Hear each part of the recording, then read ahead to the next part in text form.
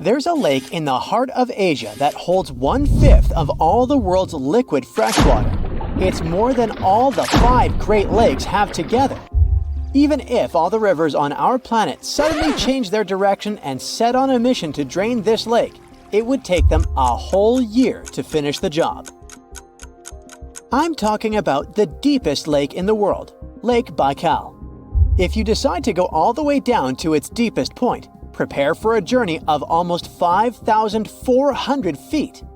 The descent takes several hours, but the rift floor of the lake is way deeper, between 5 to 7 miles beneath the surface. It means it could be even further down than the Challenger Deep, which is the deepest known place on Earth. The amount of water it has would be enough for everyone on Earth to have something to drink for up to 50 years. This mighty giant of a lake replenishes its water completely every 383 years.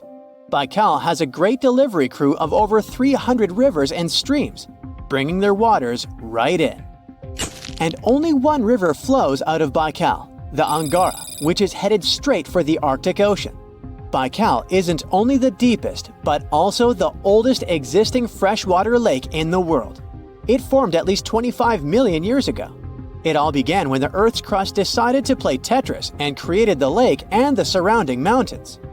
At some point, Baikal must have been just a humble riverbed, but then tremors and fractures shook the Earth, and the distance between the shores got bigger.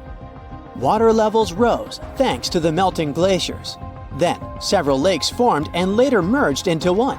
Baikal is one of around 20 lakes in the world that are older than 1 million years. And since it wasn't disturbed by glacial periods, it's a perfect research ground for scientists. Its deep-drilled core sediments can tell a lot about the climate of our planet in different periods. Since Baikal is in a rift basin with 2,000 seismic tremors per year, the lake is deepening and still growing in size. Its shores drift apart at around the same rate as South America and Africa are moving away from each other, so it has all the potential to become an ocean. Another thing Baikal has in common with the oceans is that it has water rich in oxygen, even at its lowest depths. This is one of the reasons why the fauna of the lake is so incredibly rich. It's home to over 2,500 various animals and 1,000 plant varieties. Around half of them are unique and only exist in this area, like the endemic algae, the Baikal omul fish, and the Baikal oilfish. There are also some bears, elk, and lynx living on its shores. They must appreciate the fact that the temperatures around the lake are always higher than the rest of Siberia, thanks to its huge water mass. Most Baikal dwellers prefer to stick to the bottom of the lake, but there's one brave guy you'll meet if you decide to visit. Meet the Baikal seal, also known as Nerpa. It's the only true freshwater seal in the world.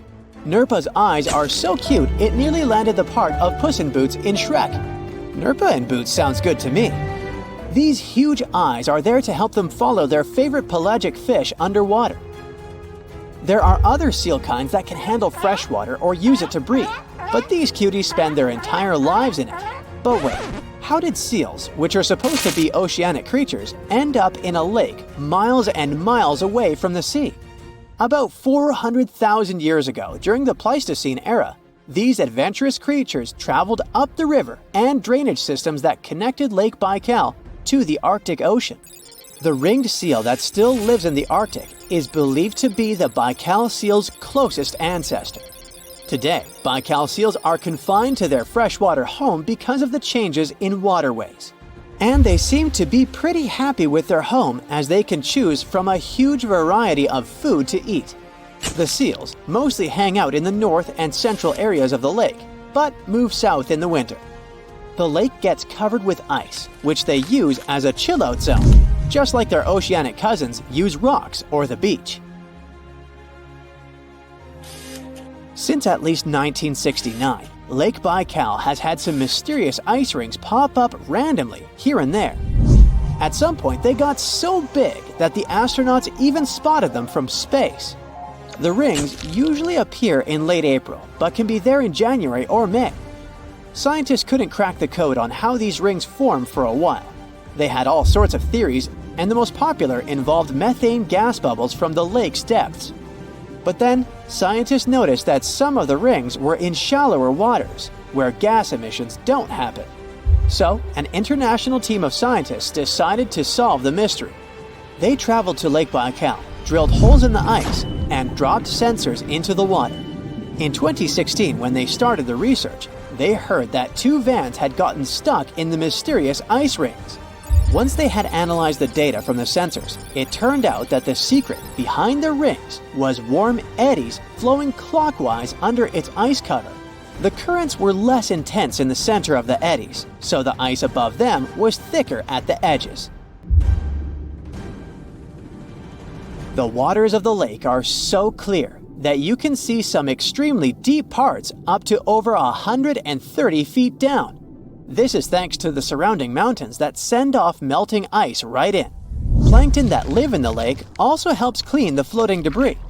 When this crystal clear water freezes, it forms an unusually thick and see-through layer of ice. The wind likes to play sculptor on Baikal and creates one-of-a-kind pieces of art here. It picks up water, which, of course, freezes into the most unusual designs. Frozen bubbles and icicles you've never seen before. The location and geography of the lakes and the cycles of melting and refreezing create the perfect conditions for this ice workshop.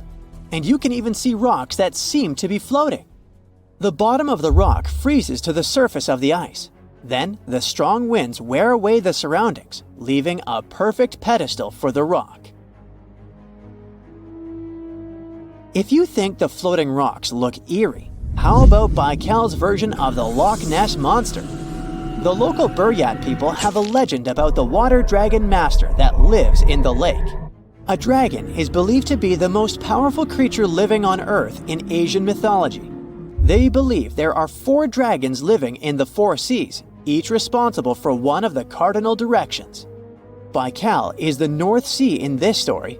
The image of this dragon is supposedly etched in ancient petroglyphs on the cliffs of Baikal. There's also a hefty stone slab that looks like a monument dated back to somewhere between the 3rd and the 9th century BCE, depicting a mysterious water monster. Imagine the stories this stone could tell, echoing the whispers of a bygone era and leaving us to unravel the enigma of the Baikal cliffs.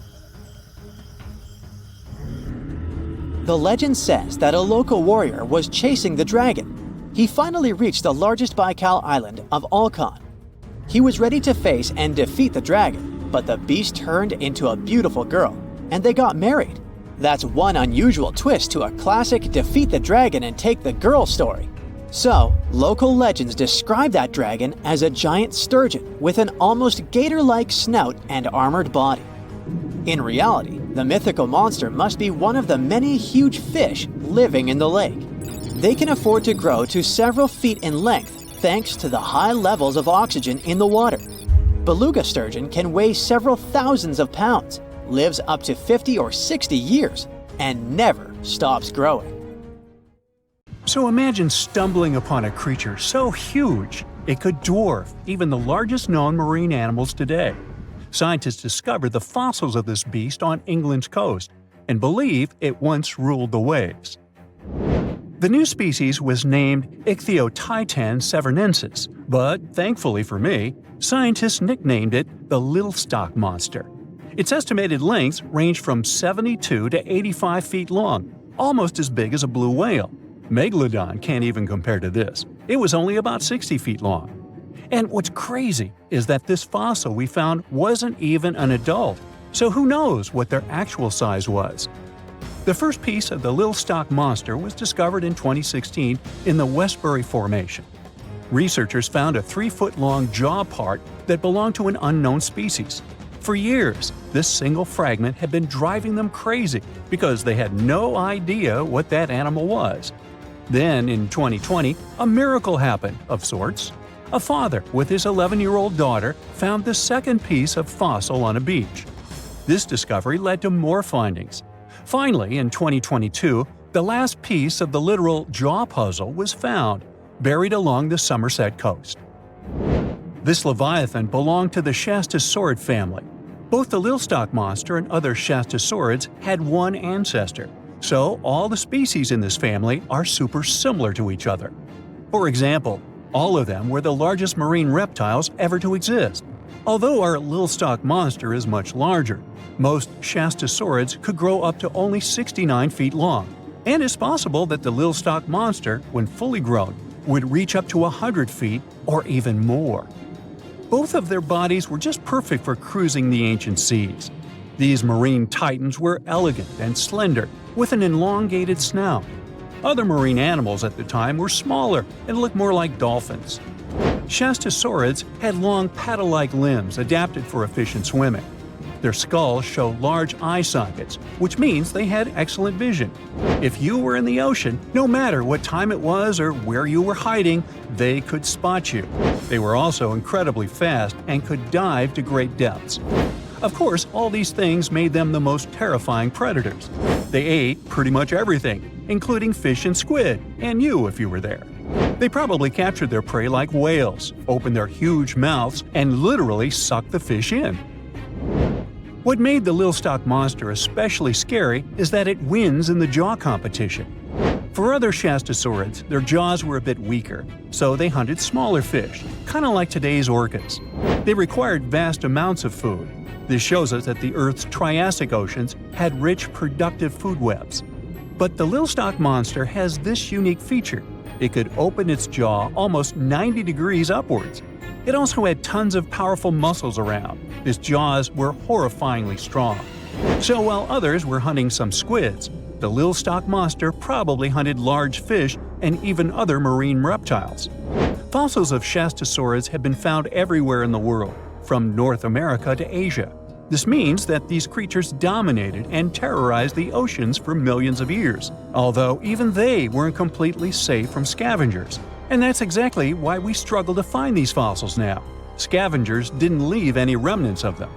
So, while we have some fossils of this marine family, they mostly remain a mystery for us. They lived in the oceans about 200 million years ago, in the late Triassic period. The Earth looked completely different back then.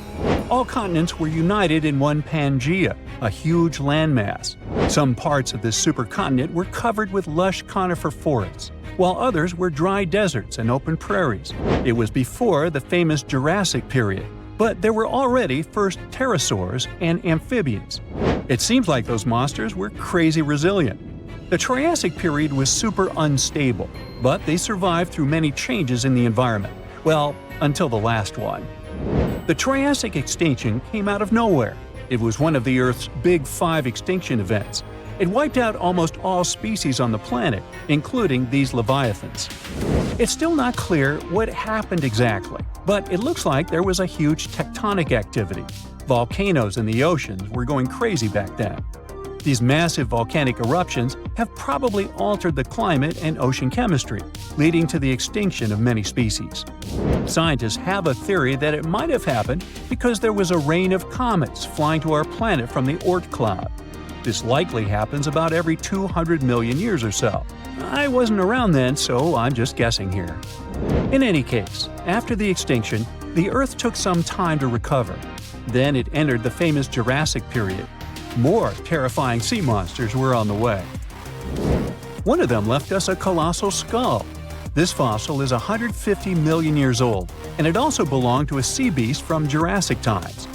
They called it the C-Rex. The name is very fitting. This monster could have broken a car in half with one bite. It was also discovered accidentally. A fossil enthusiast was walking along the Jurassic coast. This place is famous for having tons of ancient fossils, all because of the erosion in stormy weather. Typically, people find small spiral fossils here. However, this time, he discovered a giant sea monster fossil. Excited, he contacted scientists. They arrived at the spot right away and then had to carefully climb down a cliff to search for the rest of the skull. This fragment alone is 6.5 feet long. Turns out, it's a newly discovered species of pliosaurs, giant predators of the ancient seas. Pliosaurs were among the largest marine predators ever. Some of them grew up to 40 feet long. They use their huge teeth to snatch and devour prey, including other reptiles. Well, at least those creatures are far gone. But what about the horrors that still live in our oceans? Recently, biologists discovered the world's longest animal, the one that's still alive to this day. They found it off Australia's coast, on the Gascoyne coast, a very mysterious and unexplored place. There, underwater vehicles stumbled upon a frightening 150-foot-long siphonophore. That's twice as long as many blue whales and 3 times as long as a humpback whale. Doesn't it kind of look like one of those toy string worms? But this creature isn't friendly at all. It's a string-like deep-sea predator. What's even more scary is that this isn't actually one creature. It's a colony of small clones working together as one. Basically, collective consciousness. Ooh, Borg. Together, they stretch out like a single long string in the water. This creature might be the longest siphonophore ever found, and it was discovered at a depth of around 2,000 feet. Siphonophores, similar to jellyfish, capture their prey by dangling stinging tentacles in the water. When their tentacles touch small crustaceans and fish, they get paralyzed, and then they're reeled up to the colony's body. Expeditions to Western Australia's underwater canyons were definitely worth it. Together with that siphonophore, scientists have discovered up to 30 potential new marine species. Among them were a new octopus or squid, a long-tailed sea cucumber, glass sponges, and giant hyroids, colonies of animals resembling upside-down jellyfish. None of them have been seen before in Australia. But most of them weren't as scary as the one that was recently discovered in the Gulf of Mexico. This creature is straight out of a sci-fi thriller, a 26-foot-long mangapinna squid or bigfin squid. It was discovered near an offshore oil rig at a depth of more than 7,800 feet. It has incredibly long elastic tentacles, which can be 15 to 20 times longer than its body. It holds them at right angles to its body, making it look even creepier, almost as if it has elbows. And yes, it's another deep-sea predator. These 10 tentacles probably help the squid trap their prey and drag it onto the seafloor. We barely know anything about this extraterrestrial-looking creature because they're very hard to find and study. And if you think their tentacles are awful, just check out these creatures with 20 arms. This thing looks like a facehugger. This new species is lurking in the frozen depths of Antarctica. Experts were searching for cryptic sea animals known as Promachocrinus, or Antarctic feather stars. They're kind of similar to starfish and sea cucumbers, but have an otherworldly appearance and can live up to 6,500 feet below the surface. It's called the Antarctic strawberry feather star. Despite its pretty name, its appearance is anything but cute. It has a bizarre strawberry-like body from which 20 spindly arms branch off. Its coloring ranges from purple to dark reddish, and the arms all have different lengths and thickness. Who knows how many more of such scary creatures we'll discover in the future? So, a mysterious discovery was made deep in the Red Sea, the so-called death pools. Woo, that's scary. In 2020, researchers embarked on a dive into the Red Sea. The mission spot was in the Gulf of Aqaba, between Saudi Arabia and Egypt. Near the end of their expedition, as they ventured deeper into the darkening waters, they noticed some strange seaweed floating above the seafloor. They decided to use a remotely operated vehicle and investigate it. Suddenly, they discovered these strange, motionless lakes of water within the sea. These are called brine pools. They're basically pockets of salty water deep on the ocean floor. And when I say salty, I mean it. Sometimes they're up to 8 times saltier than the ocean water itself. Mysteriously, they don't mix well with the surroundings. They formed millions of years ago, sometime during the Miocene epoch, back when weird creatures roamed the earth, like me, and deeply buried mineral deposits dissolved into the water. The largest pool spans about 170,000 square feet. Meanwhile, 3 smaller ones are under 107 square feet each. At first, this discovery didn't seem that scary. But here's why they're so horrifying. Not only are they disgustingly salty, they also lack oxygen. Now hold on a sec, isn't that normal for something that's underwater? Well, it turns out the Earth's waters are full of oxygen, and at least half of this element on our planet comes from the oceans. Just like plants on land, Marine plants, such as phytoplankton, seaweed, and algae, munch on sunlight and produce oxygen through photosynthesis. They release lots of it into the surroundings. Marine life then eats half of it, so only about a quarter of the oxygen that we breathe actually comes from the oceans. Just like us, sea creatures need this element to survive. Without it, they can't breathe and support their metabolism to live. That's why these pools are super dangerous for most of them. It's like a puddle of thick syrup for bugs. When they get in, the poor things immediately suffocate and pass away. Which is why the pools are surrounded by a graveyard of marine animals. But let's see how these things can exist in the first place. Have you ever tried making ice cubes from salty water? Spoiler, it's pretty hard. When you add salt, the water gets harder than usual to freeze, a phenomenon that has a funny name, freezing point depression. Oh, that's because salt interferes with the hydrogen bonds between water molecules. As it finally freezes, stuff like particles, dirt, or dissolved salts get pushed out to the sides. As a result, the salt's kind of squeezed out of the ice crystals and gets trapped near the edges in small bubbles or pockets. Something similar happens in the ocean when seawater starts freezing under super cold polar caps. The salt doesn't freeze with the water. Instead, it gets pushed out, forming a super salty cold liquid, the brine. And then it sinks down to the ocean floor. On a large scale, all this process also helps currents to form. Despite being so dangerous, the pools are still full of microbial life, because microbes couldn't care less, they'll survive anywhere. There are literally thick mats of them in the brines. There are also some salt-loving creatures, like shrimps and eels, hovering around the pool's edges. They're being super creepy, waiting to catch unsuspecting prey that ventures too close to the toxic death pool. Ew. Well, it sounds icky, I know. But this discovery gives us some fascinating insights into how life might have originated on Earth. We already know from the evolution theory that we came from the ocean, but now scientists think that life might have begun in the deep sea in some super dark, oxygen-free places. These brine pools are like time capsules. They're one of the closest things we found to the early Earth. They can tell us the planet's history of earthquakes, floods, tsunamis, and more. For example, they have some traces of rainfall that happened over 1,000 years ago. And they can also help us search for life on other water-rich planets. For example, Mars most likely used to have huge oceans on it. Now, NASA scientists want to send a special instrument called HABIT for a special red planet mission to study things similar to our brine pools. This will tell us more about how life appears and survives in the universe. There is lots of unexplored fascinating stuff like this in the Red Sea. That's why scientists conducted the so-called Decade Expedition and spent around 5 months exploring the place. This expedition was launched by the National Center for Wildlife. They made so many remarkable discoveries that now we've got 77 new research papers. For example, they found over 10 blue holes, incredible underwater sinkholes that host unique ecosystems.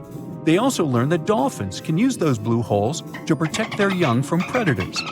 Scientists also found traces of great white sharks, a creepy community of deep-sea lanternfish living in low oxygen conditions, and even a new coral species. It's the most resilient deep-sea corals that also vibe just fine without oxygen, like microbes we mentioned. Speaking of which, research also showed us some new ancient thermal vents and large blobs of microbial formations near Farasand Island. Now, can you believe that with all that, we only explored 5% of the ocean? It's divided into several layers based on depth. Each layer becomes darker and more isolated from sunlight as we go deeper. The places that no sunlight can reach are terrifying. Now, the fun, cute layer with dolphins and turtles is called the epipelagic or sunlight zone.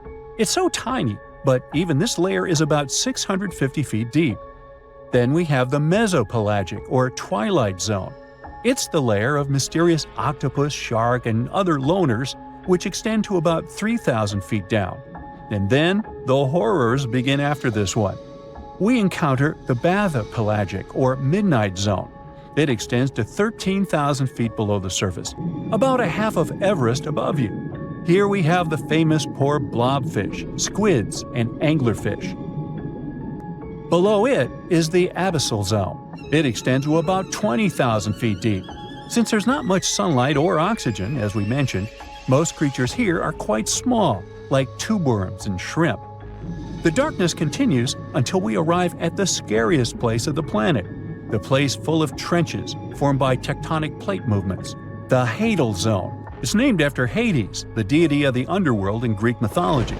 Just like Hades' realm is dark, remote, and guarded, the Hadal Zone is the deepest and most depressing part of the ocean. It starts at depths of around 20,000 feet and can go down to 36,000 feet and more. The famous Mariana Trench also belongs to this zone. Only 3 people in history have ever explored these depths in person, making it one of the least explored and most mysterious places on our planet.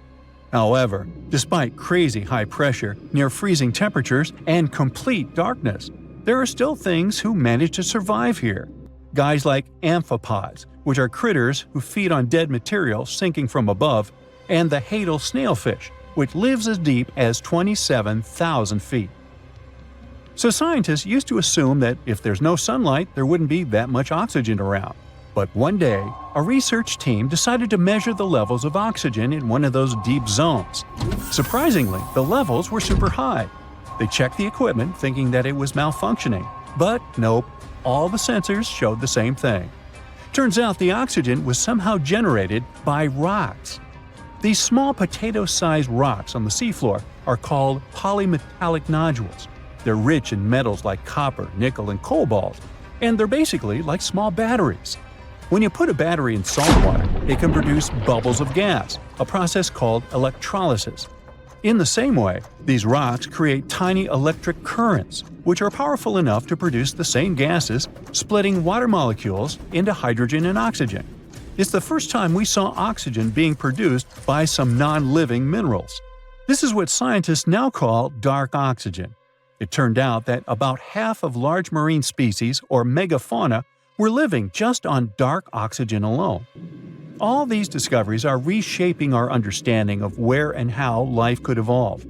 It means that we might be able to find life on other planets or satellites with low oxygen conditions, like Enceladus and Europa, the moons of Jupiter and Saturn, and they have large bodies of frozen water on them. Wow! Most of the ocean is still shrouded in mystery, whether we're talking about dark corners or creatures that are hiding in the depths. But sometimes, it gives us a peek into scary things it hides in its cold, dark depths. Like when you hear on the news that there are some deep-sea creatures washed ashore after a powerful storm once again. Some just look weird, while others are real monsters that live at depths of more than 3,300 feet. The coldest and deepest parts of the ocean have created one specific phenomenon called giantism. So, sea spiders, squids, worms, and many other animals, mostly invertebrates, or creatures without backbones, they're all way bigger and scarier than the versions we see in the more shallow areas. In the Pacific depths, you can see a sea sponge as large as a minivan. Or what about the colossal squid that lives in subantarctic waters and is nearly 14 times longer than the arrow squid, a type that mostly lives in New Zealand? Researchers found many of these underwater monsters in the abyssal zone of the ocean. Back in 2021, the researchers showed images of the giant phantom jelly. It was at a depth of 3,200 feet. Its tentacles were 33 feet long. Wow, I wouldn't like to face that one on the beach. It probably eats only small fish and plankton, but it can swim to depths of more than 21,900 feet. And down there, this giant jelly doesn't have enough food. How does it survive then? Scientists haven't figured it out yet. And there are even more questions related to the giant squid, the biggest one ever found. This monster is 43 feet long, with a weight of nearly a ton. Imagine if those tentacles would grab your car, or something like that. They would smash it like it was a toy. There's no light in the abyssal zone. Sun rays just can't penetrate that deep. So there's no algae or underwater plants there. Local animals mostly eat snow. Marine snow is not like the regular one you build a snowman with. It consists of any small flakes or remains that fall from the surface of the ocean. Maybe even some leftovers that animals up there couldn't eat. So it's not much. But apparently, it's enough for very large creatures that hide deep down there, like giant squids. Squids that generally live at such depths don't bother going after their prey. They just wait until the poor animal swims right up to their long tentacles and falls into a trap. It may not be the best method ever, because not many animals will even swim into these dark, cold parts, but it's the method that saves energy. A giant squid eats only 1 ounce of fish daily, which is approximately 45 calories. That's nearly 50 times fewer calories than an average person should eat per day. So when a squid gets 1 fish, it saves it for a couple of days. I hope giant squids won't get the idea to go to the surface and look for food when there's not enough of it in the abyssal zone. And I hope even more that giant Greenland sharks won't get that same idea. You can find them at depths of up to 7,200 feet. They're twice as slow as we usually walk. They swim at a speed of 1.12 feet per second. Their slowness is part of the energy-saving mechanism that creatures down there need to survive.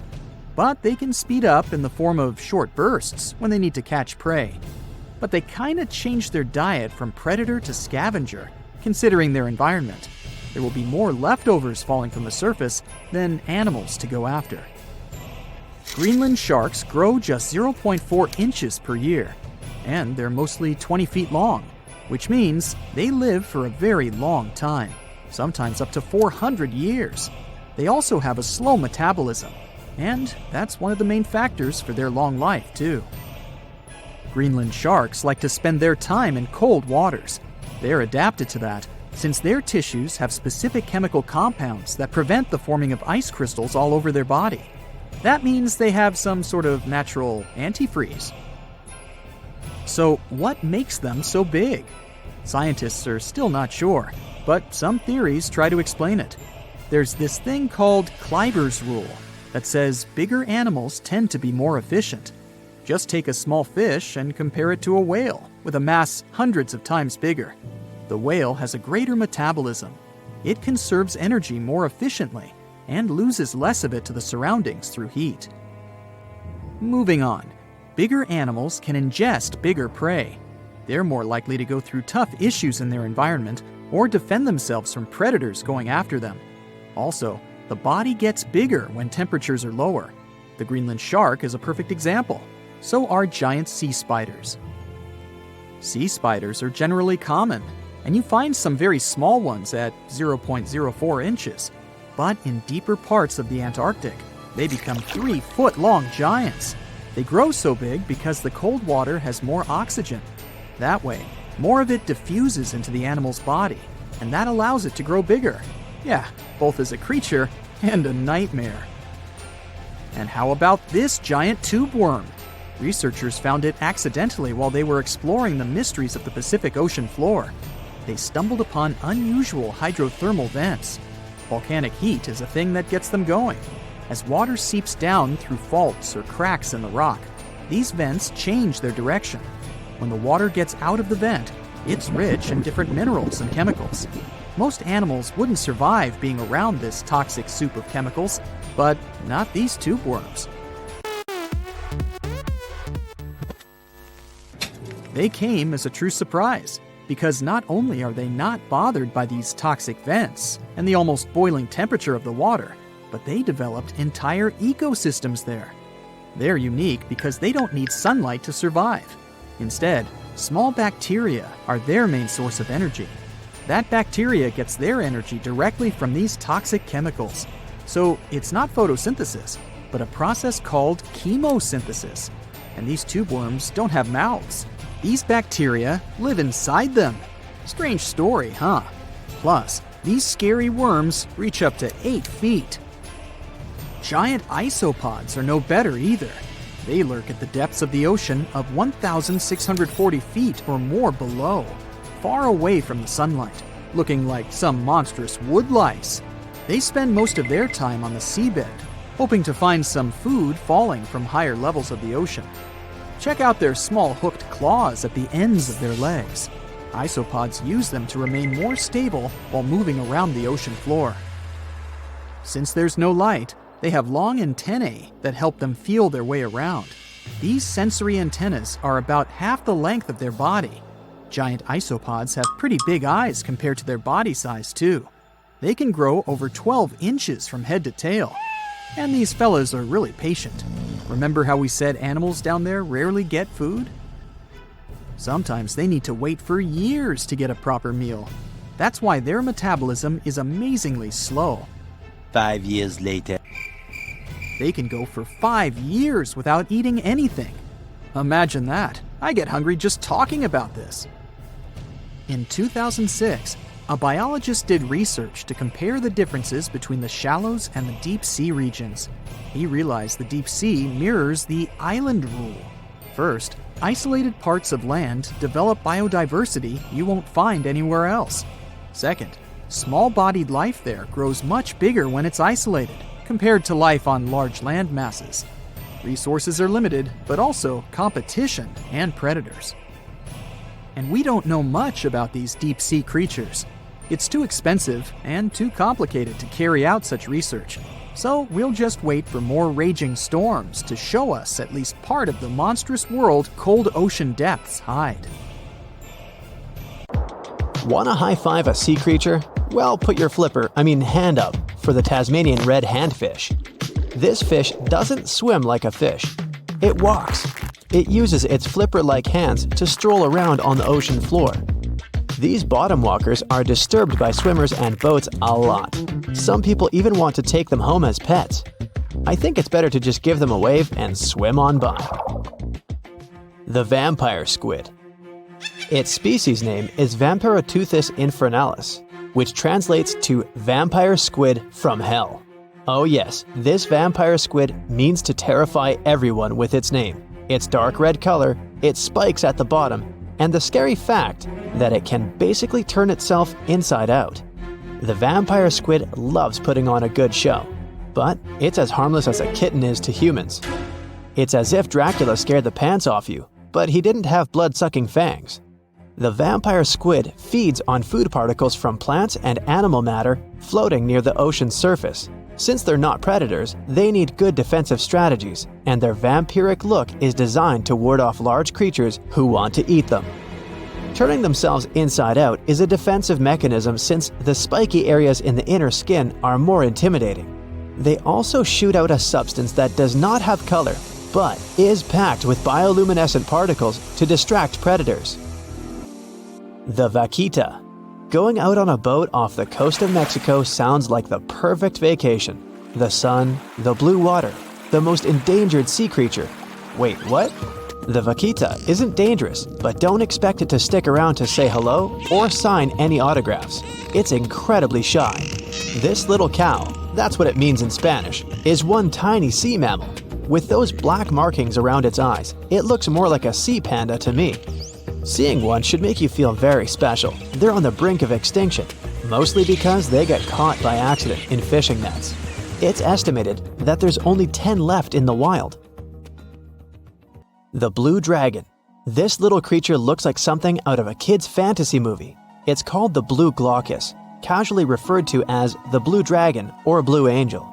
It can be found in many places, the Atlantic, Pacific, and Indian Oceans. It's kind of a mollusk and it only grows to be about an inch long. What you think is the back is actually the mollusk's bright underbelly. It regularly floats on its back so that its blue colors help it camouflage with the water's waves. The blue dragon isn't just pretty, it's also smart. It usually feasts on Portuguese man-o'-wars, also known as Physalia physalis. The blue dragon stores their stinging cells for later use, in essence, stealing their defensive mechanisms. When the blue dragon is threatened, it releases those stinging cells it stored, directing them at an enemy to sting them with more power than the Portuguese man-o'-war would have been capable of. As they can store a huge amount of stinging cells, they can be a threat to humans. So, if you find one, don't pick it up. It's best to admire it from a distance. The barrel-eye fish. If you ever wanted to have Superman's X-ray vision, looking at the barrel-eye fish will make you feel like you gained that superpower at some point in your life without even realizing it. The barrel eye has a transparent head, so you can see how their eyes and brain look inside. This magnificent creature lives in the deep sea. This is the lowest level of the ocean, where strange creatures roam in near freezing temperatures and constant darkness. They're exposed to water's pressure that's almost 1,000 times that of the surface. If the idea of the deep sea sends a shiver down your spine, stay tuned to learn about another of its creatures later on. The barrel-eye fish can be found in the Atlantic, Pacific, and Indian Oceans. You might be wondering, why oh why would a fish have a see-through head? And that would be a fair question. Since the species was discovered in 1939, it was believed that the fish's eyes were set to see straight ahead and couldn't move, so it was assumed that they had tunnel vision. Scientists Bruce Robinson and Kim Reisenbichler from the Monterey Bay Aquarium Research Institute recently discovered that the fish can move its eyes vertically to see through the top of its translucent head, thus noticing if there are predators or prey nearby. The transparent head also allows more light to enter so they can detect prey better. It's believed that the barrel-eye fish eats jellyfish and small fish species. If you dive in the ocean at night, you might be lucky enough to see how orange ball corallomorph blooms in the dark. But make sure to be quick because as soon as you turn on your flashlight to take a good look, it will retract its tubes back into itself. The megalodon. The whale shark isn't the biggest shark known to humans. If the entire shark species were a kingdom, the prehistoric megalodon would be the ruler of the sea. Megalodon roamed the ocean a long time ago. About 15.9 to 2.6 million years back between the early Miocene and late Pliocene eras. While they've long been extinct, people are still amazed to learn about these gigantic sea beasts. Megalodon could reach anywhere between 45 feet to 60 feet in length with jaws more than 6 feet wide.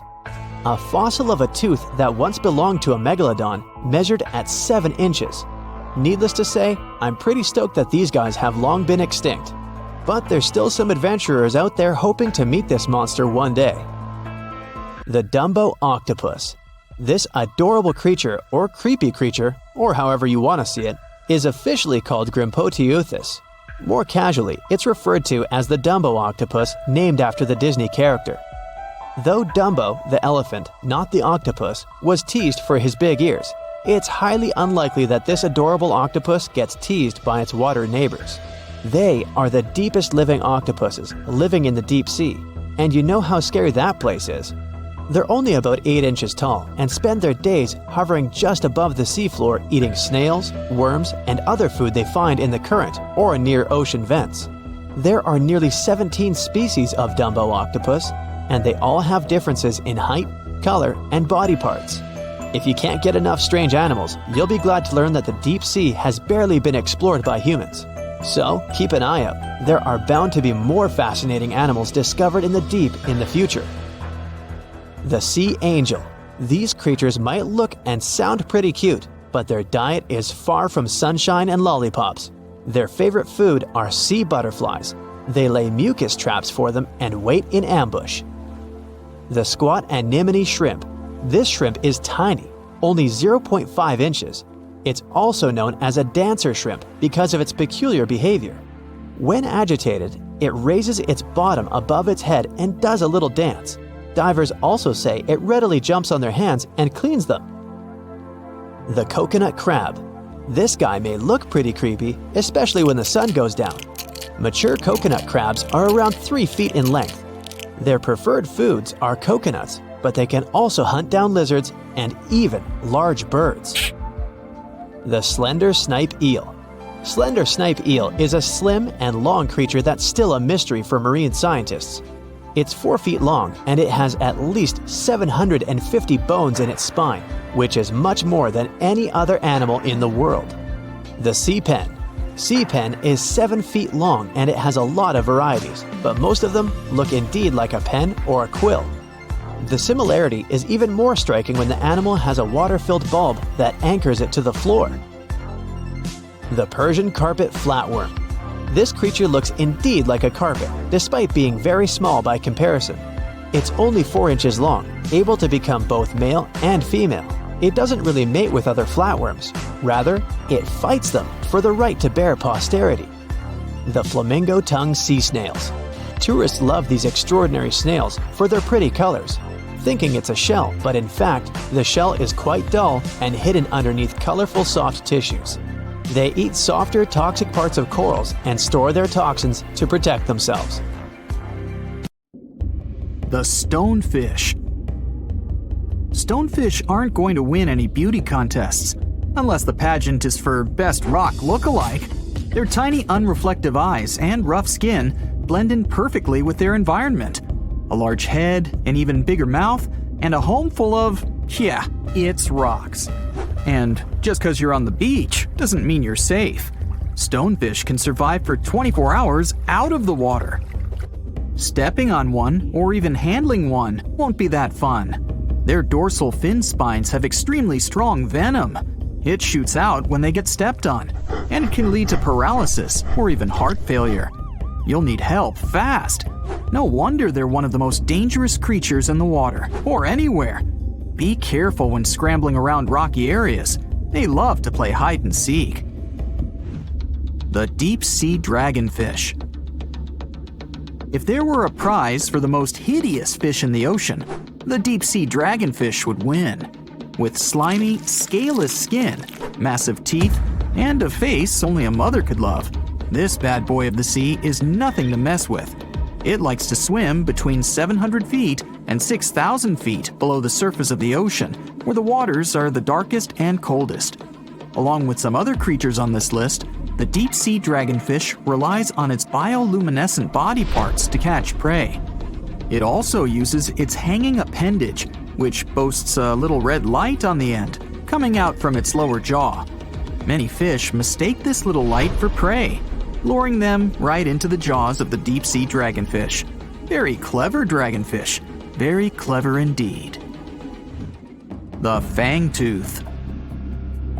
The Mariana Trench is an underwater trench with a depth of 35,000 feet, nearly 7 miles below the ocean's surface. Let that sink in. While scientists know the Mariana Trench exists, it's one of the least explored places on Earth. It's also the deepest area of Earth's oceans. And although many creatures down there probably haven't even been seen by humans yet, scientists have had the creepy pleasure of getting to know the fangtooth. The fangtooth fish shamelessly lives up to its name. Just look at that thing. The fangtooth is carnivorous and feeds on just about anything it can find that gets caught in its sharp-toothed mouth. These fish rely on their contact chemoreception to find prey. In other words, they can sense chemical residue that comes off of other living organisms in the deep sea. This is because they don't have any light-producing cells on their bodies, unlike many other deep-sea fish. On top of all that, it's pretty dark down there, so whatever crosses their path, they chomp on. While these guys look pretty scary, they're not a threat to humans. They only grow about 7 inches long. Even so, I wouldn't want to run into one of these things during a relaxing swim in the ocean. The Dunkleosteus. Strangely enough, this prehistoric fish, known as the T-Rex of the seas, had no teeth. Those were replaced with bony plates that allowed it to have the strongest bite among other monsters of its size. The goblin shark. If you thought the movies about sharks were scary, this next deep-sea creature will make you swear off going for dips in the ocean forever.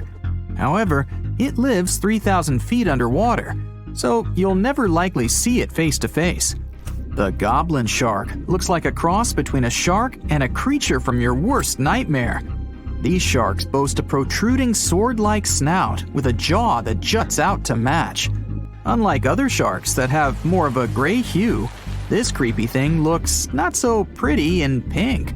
Aside from their scary demeanor, what do scientists really know about the goblin shark? Well, not much, except that they can grow up to 18 feet in length. Looks like there's still a lot to learn about these guys, if you dare to. By the way, did you know that sharks don't sleep? Many species have to keep water moving over their gills to get oxygen, so they can't fall into a deep sleep like we do. That's why they stay half awake during rest. Typically, sharks don't even close their eyes. The cookie cutter shark. This shark is a living horror, with lower teeth being big and sharp, while the upper ones are much smaller. When its teeth fall off, The shark eats them to maintain calcium levels. Pretty smart solution for a shark. The frilled shark. Studying the frilled shark is like looking through a portal back to prehistoric times. That's because scientists think that these eel-like sharks haven't changed much since their oldest ancestors roamed the deep sea waters, so they're sometimes referred to as living fossils. These sharks' mouths are filled with a terrifying 25 rows of backward-facing sharp teeth, 300 in total. They're designed to grasp prey and hold them tight so they can't get away, according to early studies of the shark conducted in 1884 and published in the Bulletin of the Essex Institute. Luckily for swimmers, the frilled sharks live between 390 feet and 4,200 feet below the ocean's surface, so they'll probably never run into them. Probably. This is probably the worst nightmare of any dentist. The northern stargazer. Take a look at this cutie. The northern stargazer is definitely not something you'd wish to see on the ocean floor. This horrid creature hides its body under the sand, leaving its face above to wait for prey. The tasseled wobbegong.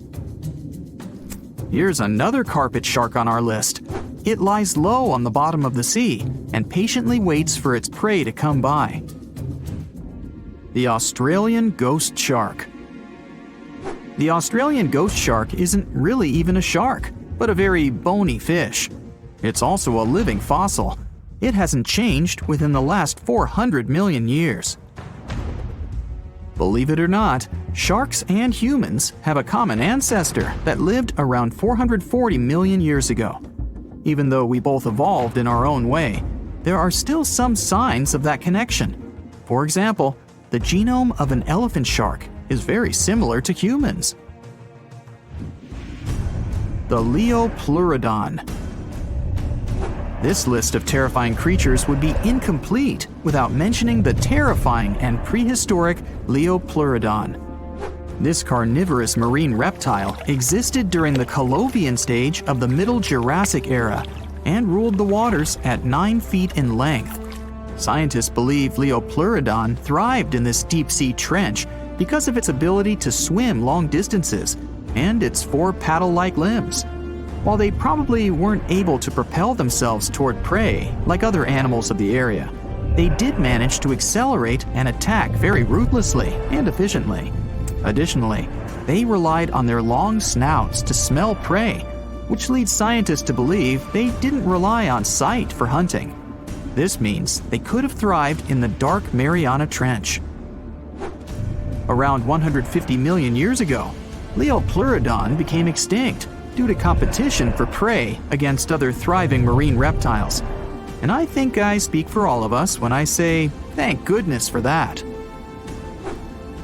Considering that scientists have only explored 5% of the ocean floor and found some of the scariest sea creatures imaginable, one can only dream of what other animals reside in the deep sea waters. Perhaps it's best to keep them in your imagination. Am I right? The megamouth shark. This shark is a filter feeder, and it's friendly to humans, although its huge mouth can look quite threatening. Like basking sharks, it swims with its mouth constantly wide open, as if it were on Twitter. The gulper eel. This deep-sea eel has an easily distended belly that allows it to swallow prey twice its size in a single monstrous bite. They have very unusual jaw shapes and can reach about 2 to 3 feet in length. Do you see that large log near the ocean floor? Maybe it's part of an old ship. Treasure, gold, diamonds, I'm rich! Well, as you get closer, you notice something. It's swimming! It's not a shark or a dolphin, it's a saltwater crocodile! Now don't panic. If you bump into one of these reptiles in the sea, it's unlikely it'll think of you as food. Crocodiles have a special valve in their throat that stops them from drowning underwater, but that doesn't mean they can't bite.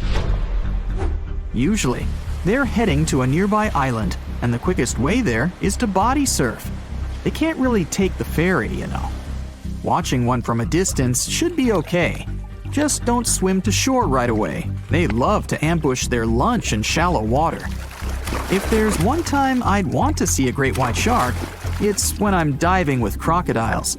They'll gladly take a crocodile-sized nibble, given the right motivation. Think you know what lurks in the depths of the ocean? While nearly 95% of our oceans haven't been explored yet, it's hard not to let your imagination run wild. But thanks to brave explorers, deep-sea cameras, and awesome archaeologists, we do know about some pretty incredible sea creatures living in our waters today, and millions of years ago. From the 9-foot spider crab to the 60-foot prehistoric megalodon, these sea dwellers come in all shapes and sizes.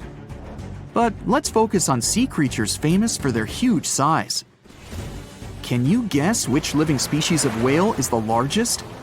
Well, it's not the orca, but that's a good guess. The orca is a toothed whale that can grow to anywhere from 23 feet to 32 feet, which is slightly smaller than a school bus. How about the narwhal? Nope, they're not the biggest either. These unicorns of the sea live mainly in Arctic waters and only grow 13 feet to 20 feet in length, and that's including their 9-foot tusk. Tired of guessing? Okay, I give in. The largest whale that still exists today is the blue whale. At a jaw-dropping 82 feet to 105 feet, the blue whale is not only the biggest whale we know of, but is currently the largest animal to have ever lived on Earth. Seriously. These animals are bigger than a T-Rex, and even the prehistoric megalodon. If you were to put a blue whale next to a school bus, it would look like it could swallow it. Think about that. According to National Geographic, a blue whale's tongue can weigh the same as an elephant. And their hearts can weigh as much as a car. That doesn't even sound possible. It's no wonder these giants need to eat about 4 tons of krill every day. While there aren't too many animals living today that can compete with the blue whale's epic proportions, there is an entirely different species that is a good contender, and it's not quite what you would expect. It's a jellyfish. No, I'm not talking about the little jellyfish that wash up on the shore and ruin a perfectly good day at the beach. I'm referring to the lion's mane jellyfish, the biggest jellyfish around. This invertebrate can grow up to 120 feet long. They also come in different gorgeous colors like red, purple, or even shades of orange. As if their length wasn't impressive, the lion's mane jellyfish boast a whopping 8 sets of 70 to 150 tentacles. That means they can have up to 1,200 in total. And here's the giant oceanic manta ray, the largest type of ray in the world. Their wingspan can be longer than a bus. These guys can reach 30 feet in length. They also have the biggest brain compared to body size among all fish. Unlike their stingray cousins, mantas don't have venomous tails. And while the lion's mane jellyfish and the blue whale are yet to be beaten for the longest sea creature, there is one marine creature that can grow even larger in length. The Portuguese Physalia physalis, tentacles and all, can reach a length of 165 feet long, and that's according to mentalfloss.com. While this thing may look a lot like a jellyfish, it's actually known as a siphonophore, and there are hundreds and sometimes thousands of them that are genetically identical. Their long tentacles help the organism catch prey, and its sting is fatal to most animals, even humans in some cases. What's even creepier is that if one of the tentacles comes off the organism for whatever reason, it can float around the water for days before decomposing. Even if it's detached, this tentacle can still sting you. But don't go running out of the ocean just yet. Your chances of being hurt by a Portuguese Physalia physalis sting are pretty slim. However, if you do get stung, the side effects aren't pretty, with welts, stomach cramps, an elevated heart rate, and an upset stomach. While you don't want to go anywhere near these long creatures, they sure are pretty to look at. Check out all those colors. The Shastasaurus is the biggest marine reptile that has ever existed. These predators lived during the late Triassic period, about 210 million years ago. These amazing giants could reach lengths of up to 69 feet and weighed more than 75 tons. This made the Shastosaurus as heavy as a blue whale. And if you could stand this creature up vertically, it'd be as tall as a 7-story building. Despite appearances, the Shastosaurus was actually pretty slim for its size. Its ribcage was only 6 feet across. You'd think that this big guy was chowing down on other dinosaurs, but that's not the case at all. This reptile survived on a diet that consisted of small fish and cephalopods, like octopuses and squids. The Albertonectes is a bright representative of the plesiosaur family, meaning that this marine reptile had a small head on an incredibly long neck and large flipper-like limbs that helped it move through the water. These creatures occupied the seas around North America 76 to 70 million years ago. The length of this sea monster could reach 38 feet, with its neck taking up 23 feet of that length. Its neck was a true record breaker. It had a whopping 76 bones in it. No other animal known to humankind has had so many vertebrae in its neck. Scientists aren't sure why they needed such a lengthy neck. They might have used it to collect shellfish off the seabed, or perhaps it helped them capture their main prey, fish and squids. This aquatic reptile also had gastroliths in its stomachs. Some of them were as big as 5.5 inches in diameter. The Tylosaurus belonged to the mosasaur family. It dominated the shallow seas of North America about 85 to 80 million years ago. This was an enormous predator, with the biggest representatives reaching 45 feet in length. It had a narrow hydrodynamic body with a blunt, powerful head that the animal used to ram and stun its prey. Its body was equipped with agile flippers and a long tail decorated with a maneuverable fin. The Tylosaurus was a carnivore, and its diet included not only fish, turtles, and small sharks, but also other mosasaurs, plesiosaurs, and flightless birds. Meet Ophthalmosaurus. This prehistoric reptile thrived during the late Jurassic period and lived in oceans all over the world. Ophthalmosaurus weighed somewhere around 6,000 pounds and grew to approximately 16 feet long, according to newdinosaurs.com. That's about the same length as the beluga whale that exists today. It's too bad these guys went extinct before we had a chance to see them ourselves, as their cartoonish wide eyes and dolphin-like features are pretty darn cute. Of course, the Ophthalmosaurus evolved over time to become ophthalmologists, or eye doctors that we know today. No, that's just a lie. Just testing you. The Mosasaurus is a truly gigantic predator that dominated the seas all over the world about 66 million years ago. According to fossil evidence, some specimens could be more than 50 feet in length. This fact makes the Mosasaurus the biggest marine carnivore of its time. One of the most terrifying things about this creature was its crocodile-like head, decorated with literally hundreds of razor-sharp teeth, neatly organized in 2 rows on both jaws. The thing is that it was pretty challenging for the Mosasaurus to grab its prey in the water. That's why it had all these teeth, plus something special: pterygoid teeth anchored to the bones on the roof of its mouth. This made hunting and holding onto its prey much easier. The Styxosaurus belonged to the plesiosaur family and lived during the late Cretaceous period, around 85 to 70 million years ago. Upon first glance at this dinosaur, you might mistake it for a sea snake, and it'd be an honest mistake. Styxosauruses were about 35 feet in length, but over 16 feet of that consisted just of their long snake-like neck. They had a comparatively small body and weighed approximately 4 tons. Their mouths were full of razor-sharp cone-shaped teeth that they used to catch fish.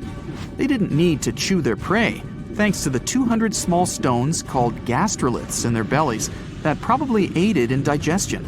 At the same time, some scientists believe that the Styxosaurus used these stones to sink to the ocean bottom in search of particular types of fish. Looks kind of like Nessie to me. It looks like a prehistoric creature that came from the time of dinosaurs. This scary beast is called the basking shark. It can grow up to 39 feet.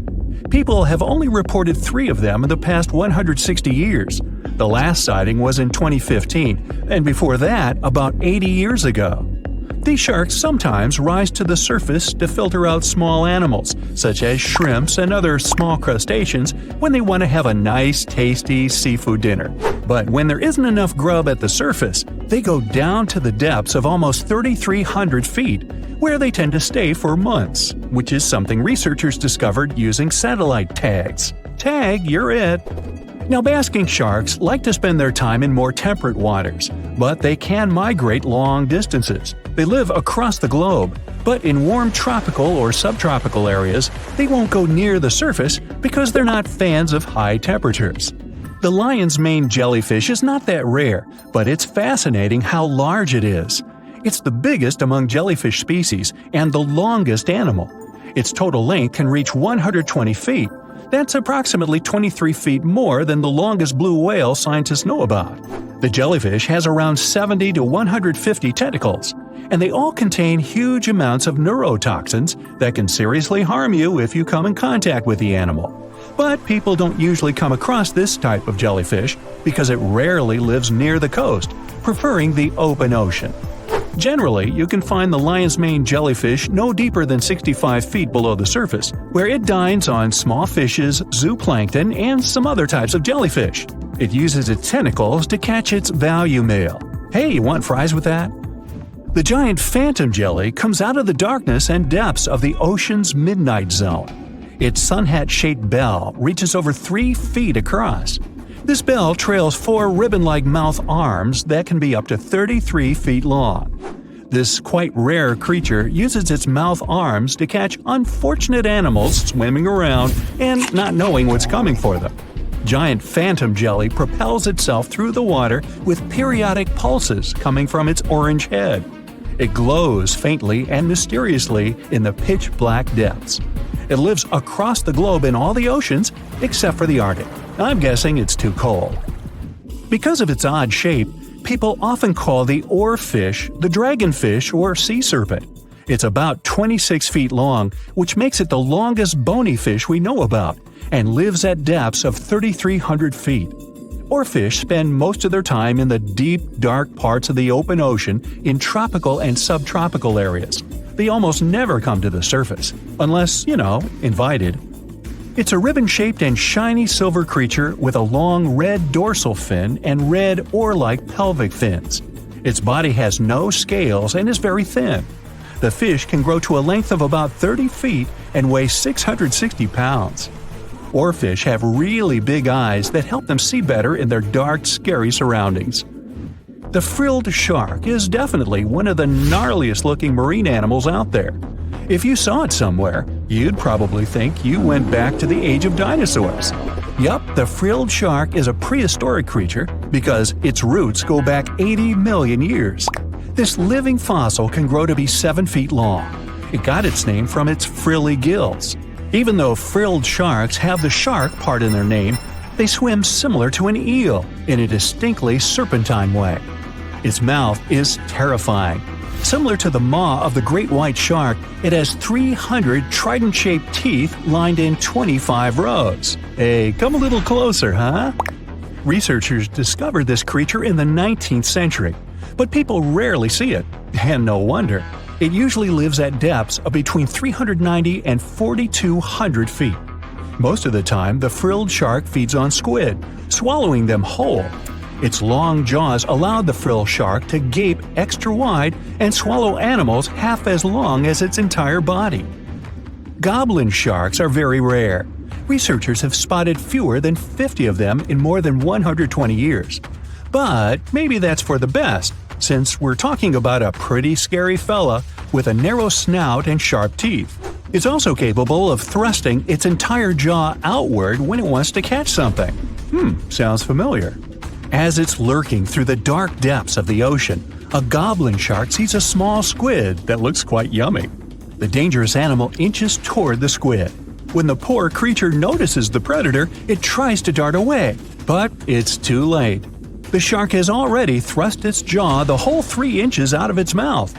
This jaw is connected to the flaps of skin the shark can unfold. This helps a lot because the goblin shark is a sluggish animal, so it's pretty hard for it to chase its food. After finishing its lunch, the goblin shark puts its jaw back in its mouth and swims away as if nothing's happened. Goblin sharks mostly live at the bottom of the ocean. Like many other shark species, they prefer swimming alone. Here's a silver-colored creature with very rough skin. That's the ocean sunfish, with a total length of almost 11 feet. Its other name is mola. The ocean sunfish is the heaviest of all bony fish out there. People sometimes call it a swimming head because of its bizarre appearance.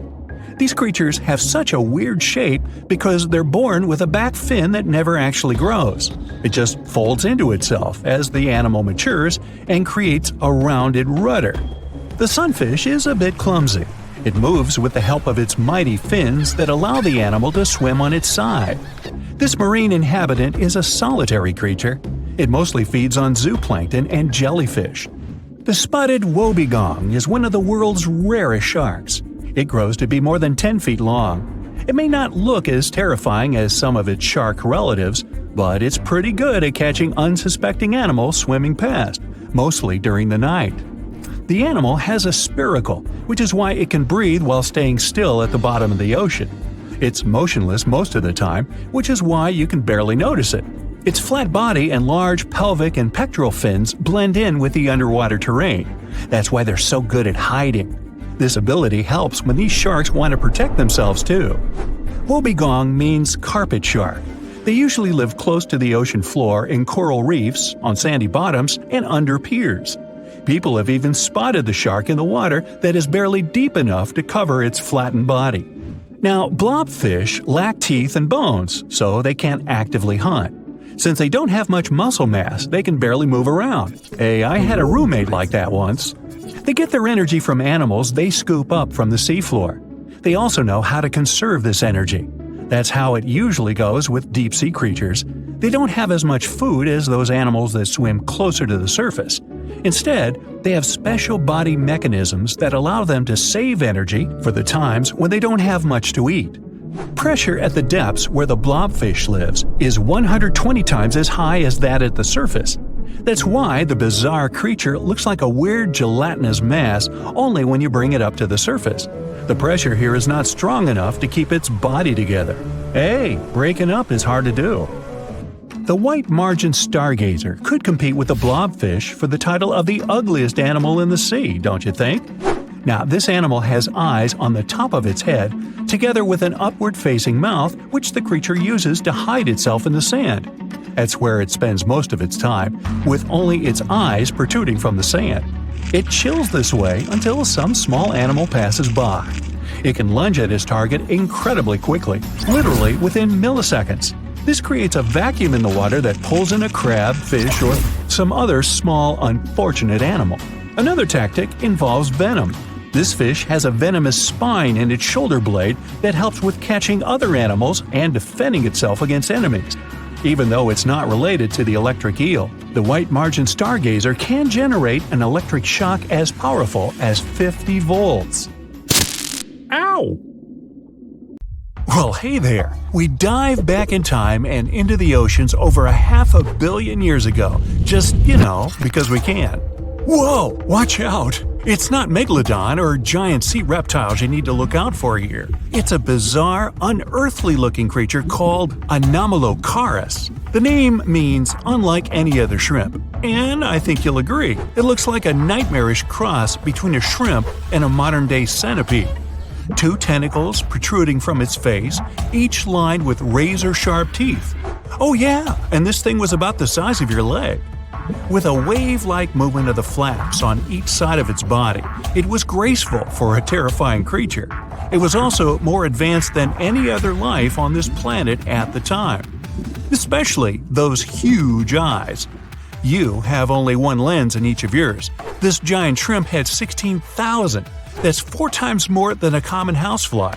And you know how good their vision is. Good enough to dodge that swatter every time. All this allowed Annie to become one of the first animals on this planet to feed on others. Yep, here it is. Earth's first hunter. Its favorite meal? Trilobites. Hey, try a bite. Those are the ancient ancestors of crabs. Some of their fossils have marks on them in the same shape as the monster shrimp's mouthparts. Terrors of the past like this got to be so giant thanks to more oxygen in the atmosphere. A perfect example of this, Meganeuropsis. Imagine a dragonfly. Now make it as big as a cat, and with a wingspan longer than your arm. Megan, the monster-sized dragonfly, could easily grab other insects or even small animals, and she ruled the air with quick movements. Back then, there were still no large birds or other airborne enemies for this behemoth bug, so it was safe and free to grow as large as this planet would allow. Piranhas of the past were also jumbo-sized. Mega piranha was about 3 times the size of the river terrors we have today. Its bite force was about the same as a tiger's, and those striped kitties bite down 2 times harder than lions.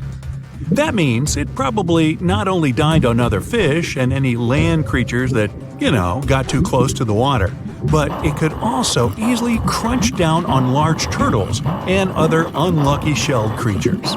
And fun fact, modern-day piranhas bark like dogs when they're about to enter a confrontation. It actually sounds more like a frog's ribbit. But makes you wonder, what did this mega-sized ancient cousin sound like? A bear roaring? How about giant sea scorpions the size of your bed? Go back about 460 million years, and you'd see them swimming under you. And watch out for that tail. Scientists still don't know if these creatures could use it to inject venom like your standard land scorpion, but something tells me I wouldn't want that thing anywhere near me. Then there's this guy, Therizinosaurus. Terry looks sort of like a goose with long arms. Oh, and did I mention this goose dino is about 2 stories tall and longer than a bus? Yow! Its arms make the T-Rexes look even more bite-sized, each 8 feet long, almost triple the length of T-Rexes. And on the end, razor-sharp claws the size of your whole arm. Now, don't worry about those lengthy claws too much, though. Terry probably used them to cut through giant termite nests. So, this huge reptilian goose was more interested in eating bugs and plants. Another mega monster for you, Megatherium. The giant ground sloth could look a giraffe straight in the eye and weighed as much as a hippo. It moved mainly on its hind legs and used its massive tail as support. He had huge paws with colossal knife-sized claws. The sloth could use them to defend itself from enemies and to bend tree branches in search of food. But the biggest danger to the giant ground sloth wasn't dinosaurs or saber-toothed tigers. It was our own species. Yep, humans showed up just in time to meet this fellow and to, eat him up. Titanoboa was a terrifying 50-foot snake, as long as the great megalodon itself. It was also more than 2 times heavier than the heavyweight champion among snakes today, the green anaconda. Crocodiles were a regular on this serpent's menu. Titanoboa could swim 3 times faster than the fastest Olympic swimmer our species has ever seen. It was quicker and more dangerous in the water than outside it. And don't forget the boa part of its name. This massive snake wasn't venomous. Instead, it liked to squeeze. Remember that giant shrimp from earlier? Well, Opabenia looks like its teeny-tiny finger-sized cousin. And instead of 2 toothy tentacles, this thing had a vacuum hose coming out of its face. On the end of that trunk, what looks like a single crab claw. Add 5 eyes and a mouth under its head, and you've got a recipe for something not of this planet. Only it is. This creature used its trunk like an elephant does. Its claw grabbed food from the bottom of the ocean and brought it up to its mouth. This thing is so weird-looking that, apparently, when the scientist who discovered it presented his findings to an audience, they all laughed as if he were joking. Now, a real-life monster, the Tully monster. From a distance, it looks a bit like Nessie, that long neck and teeth-lined jaws. But get closer, and you'll see it's more like a long nose with a mouth attached at the end, like a mosquito. Its eyes are further back, sticking out of tubes all snail-like. Tully was an ancient mollusk about the size of your forearm. It probably dined on jellyfish and shrimp 300 million years ago. Thylacus smilus will put a smile on your face as long as you don't get too close. No, it's not a relative of the saber-toothed tiger. It was a marsupial, making it more related to a kangaroo than anything. And if you compare them to body size, its fangs were actually longer than a saber-toothed tiger's. And they grew continuously. As for that beard on its chin, that's actually all chin. The lower jawbone grew down to a point under the mouth. Those fangs were rooted to the skull, going way back to its eyes. When the mouth was closed, that bony beard protected the long, sharp teeth from breakage. Staganapolis, not to be confused with Minneapolis, might look like a big crocodile with a squished-in snout, but it was mostly harmless. Its small head and very few teeth meant the reptile didn't have much to work with when protecting itself. That's what all those armored scales were for, and no need for huge fangs or long rows of razor-sharp teeth when you're a plant eater. That beak-like tip on its nose allowed the stag to dig up plants. So, really, this reptile was more like a 10-foot scaly pig than a croc. Basilosaurus was a type of ancient whale that lived on our planet about 45 million years ago. Not quite as long as a blue whale, but this guy was still big enough to munch down on other whales and even sharks. Some people believe these monsters could still exist today. Eyewitnesses claim to have seen a giant sea dragon, and Basilosaurus fits the description. Plus, 90% of our oceans are unexplored. There's plenty of space to hide a sea monster. But scientists haven't found any fossils of this ancient whale younger than 3.7 million years. So, this myth is busted. Stegosaurus is one of the most recognizable dinosaurs that ever lived. It can easily be distinguished by those huge spikes on its tail and the bony plates on its back. It was twice as long as a giraffe and nearly 5 times heavier. But compared to its body size, it had the world's smallest brain. It was no larger than a dog's. Pelagornis had the largest wingspan of any bird ever discovered. It was twice the size of the largest bird today, the wandering albatross. Such huge wings made it hard for the bird to take off. It could only do so by jumping off cliffs. And when it finally spread its wings, this giant could only go about 40 miles per hour. The fastest bird today can reach speeds 5 times that.